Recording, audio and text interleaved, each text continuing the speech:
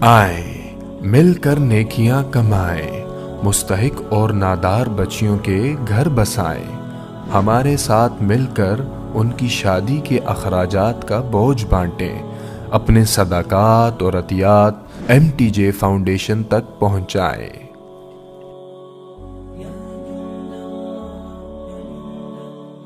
उरूज व ज़वाल तो साथ साथ चलेगा।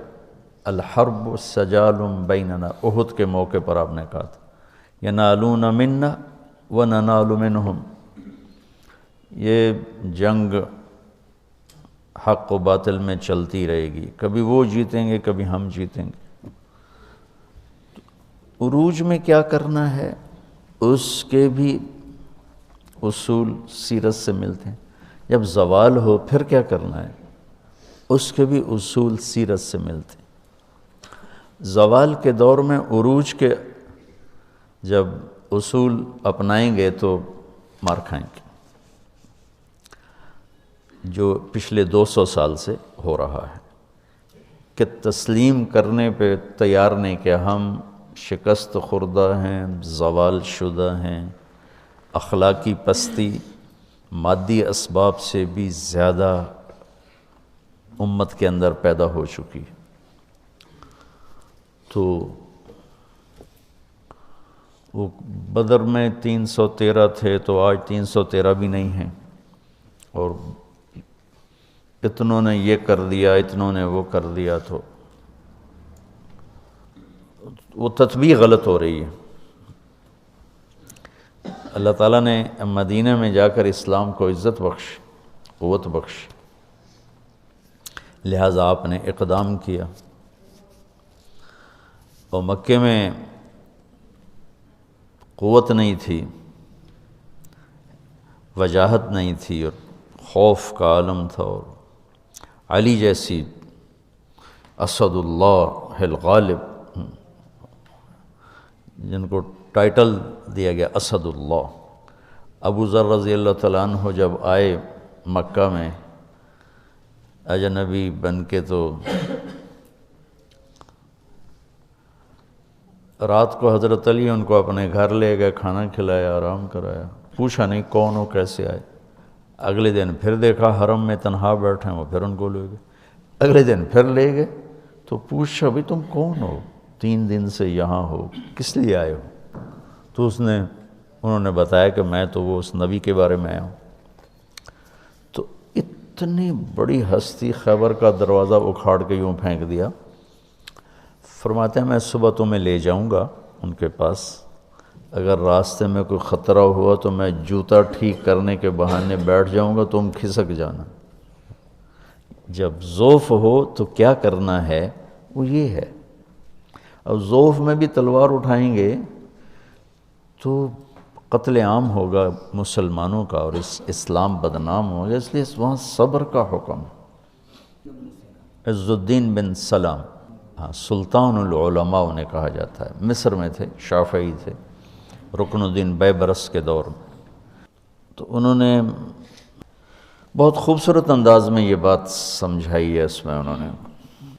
तो अब ज़ौफ़ का दौर है, मोजज़ा नहीं ज़ाहिर हुआ कि जिब्रील आएँ और उठा के मदीने उतार दें, या बुर्राक पे बिठाएं और जाके मदीने उतार दें। मोजज़ा नहीं हुआ, क्योंकि उम्मत को सबक देना है कि जब हम पे ज़वाल होगा फिर क्या करना है, ताकत में होंगे फिर क्या करना है, क़ुव्वत में होंगे फिर क्या करना है, इज्तिमाई क़ुलूब होगा तो फिर क्या करना है, इंतशार होगा तो फिर क्या करना है। ये सीर सहाबा से इंतशार का। तो ये इस वक्त जो कायदीन मिले ना उम्मत को, कायदीन, उन्होंने उनसे ये सहव हुआ कि उम्मत को उम्मत बनाने की बजाय ना, चूँकि 200 साल पहले मगरिब का गलबा हो गया, उससे पहले इस गलबा इस्लाम था, तो जितनी तहरीकें चलती थीं वो इस्लाह नफ्स, इस्लाह अखलाक, इस्लाह अहवाल की चलती थीं, जो उलमा या सूफिया جو کوشش فرماتے تھے۔ لیکن جب باطل کا غلبہ ہوا 200 سال پہلے تو ایک رد عمل کی نفسیات پیدا ہوئی، تو باطل کا قبضہ ہو گیا ہے، ان کو نکالو، چونکہ تقریباً تمام اسلامی بلاک جتنے تھے سب پر England, France, Holland, Portugal, Spain یہ قابض تھے۔ تو اس میں رد عمل میں چلے گئے، ہماری جو تھی قائد جماعت جو تھی نا، قائدین جماعت، وہ رد عمل میں چلے گئے۔ اس رد عمل میں امت کی تربیت اور اصلاح کا کام پیچھے چلا گیا، اور باطل سے ٹکرانا وہ پہلے آ گیا، بغیر صفات کے اور بغیر تیاری کے۔ تو ہر جگہ شکست ہوئی، ہر جگہ بہت بری طرح پٹنا پڑا۔ جو سبب تھا اسے نہیں دور کیا، جس وجہ سے زوال آیا، وہ تھا دین سے دوری، اخلاقی پستی، یہ اس کا سبب تھا۔ اس کے ازالے کی بجائے ان سے ٹکرانا شروع کر دیا، تو ہر جگہ ناکامی ہوئی۔ پھر جو یہ باطل مغرب نے جو ملکوں کا قبضہ چھوڑا، وہ دوسری جنگ عظیم کی وجہ سے اتنے کمزور ہو گئے تھے کہ وہ قبضے برقرار ہی نہیں رکھ سکتے تھے۔ 1940 سے 1945 5 سال وہ جنگ رہی۔ فرانس کا کتنی دنیا پہ قبضہ تھا، کتنا بڑا ملک ہے۔ جرمنی نے صرف 5 دن میں پورا فرانس قبضہ کر لیا، صرف 5 دن۔ پولینڈ پر 1 دن میں قبضہ کیا، آسٹریا پر 1 دن میں قبضہ کیا۔ تو جتنے ملک دنیا پہ راج کر رہے تھے ان کی جئی تئی پھیر دی جرمنی نے، یہ گھنٹوں میں فتح کیے۔ تو وہ اس قدر کمزور پڑ گئے کہ انہیں ان ملکوں پہ قبضہ رکھنا ناممکن ہو گیا۔ تو وہ چھوڑنے پر مجبور تھے، تحریکوں نے باعزت چھڑوا دیا کہ بھائی چلو بھائی آپ کا مطالبہ بہت زیادہ ہو رہا ہے تو ہم جا رہے ہیں۔ یہ بات کبھی بھی نہ جاتے، کون چھوڑتا ہے اپنی مقبوضہ جات چیزوں کو، کون چھوڑتا، اس قابل نہیں رہے تھے۔ لندن کھنڈر بن گیا، پیرس کھنڈر بن گیا، ہالینڈ کھنڈر بن گیا، جرمنی نے تباہی پھیر دی۔ یعنی سیرت سے استفادہ کرنے کے لیے صرف بھئی یہ حدیث میں آیا اتنا کافی نہیں ہے، تاریخ کو پڑھنا ضروری ہے، نہ چیزوں کو محل پہ نہیں رکھ سکیں گے۔ قرآن کا، سیرت کا، تاریخ کا، محل وقوع، جغرافیائی ماحول عرب کا، یہ ساری چیزیں سامنے۔ کتب علیکم الصیام، الف لام ہے نا،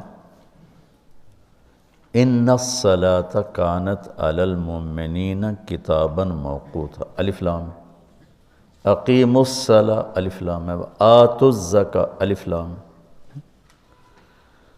تو فمن فرض فیہن الحج، الف لام ہے، ٹھیک۔ اور دوسری آیت کیا ہے؟ وَلِلَّهِ عَلَى النَّاسِ حِجُّ الْبَيْتِ، تو معرف بالاضافہ ہے۔ جتنے فرائض ہیں نا یہ معرف ہیں، معرفہ ہیں، ٹھیک۔ اور معرفہ متعین ہوتا ہے، نکرہ غیر متعین ہوتا ہے، ٹھیک۔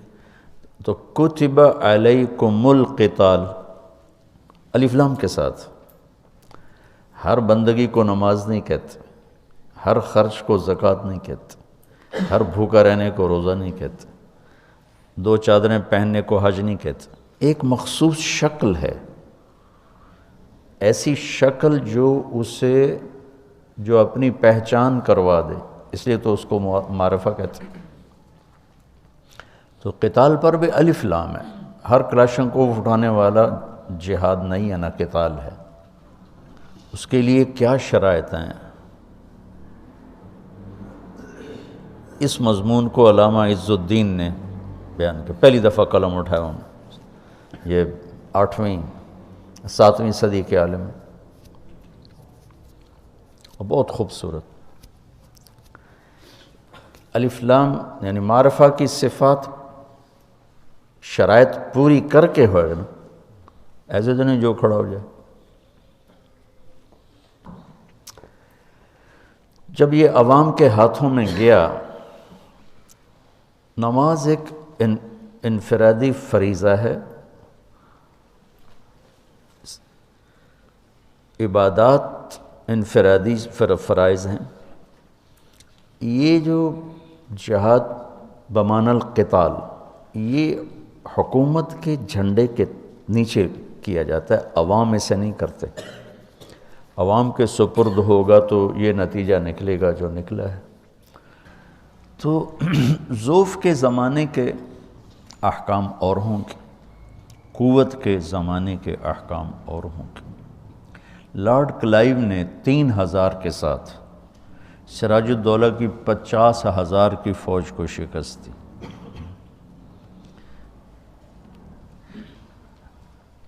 اور 3000 انگریز نہیں تھے سارے، وہ تو مقامی، انگریز تو چند سو تھے، باقی تو ساری مقامی فوج تھی۔ توپ خانہ کہ وہ 17ویں صدی میں وہاں سائنسی ترقی شروع ہو چکی تھی، تو توپ خانے کی وجہ سے ان کے پاس وہی تلواریں، ادھر پورا توپ خانہ تھا۔ انہیں سراج الدولہ نے غداری کی، اب ٹھیک ہے کی ہے، میں اس کا انکار نہیں کرتا ہوں، لیکن یہ کوئی بڑی وجہ نہیں تھی شکست کی۔ شکست کی وجہ بہت بڑا فرق تھا اسباب کا۔ ایک آدمی نے جا کے ہیروشیما پہ بم مارا، ایک آدمی، وہ سارا ہیروشیما ناگاساکی کھنڈر ہو گیا۔ تو یہ تعداد پہلے دور کی بات تھی، زیادہ لشکروں کے ساتھ حملے کر۔ آئے مل کر نیکیاں کمائیں، مستحق اور نادار بچیوں کے گھر بسائیں، ہمارے ساتھ مل کر ان کی شادی کے اخراجات کا بوجھ بانٹیں، اپنے صدقات اور عطیات MTJ فاؤنڈیشن تک پہنچائیں۔